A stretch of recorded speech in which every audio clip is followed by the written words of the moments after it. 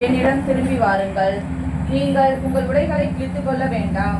இதயத்தை கிழித்துக் கொண்டு உங்கள் கடவுளாகிய ஆண்டவரிடம்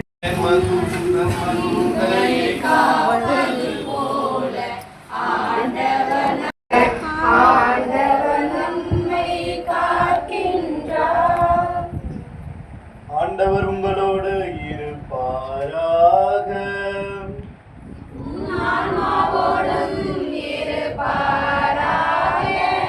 புனித மத்தேயு எழுதிய நற்செய்தியில் இருந்து வாசகம்.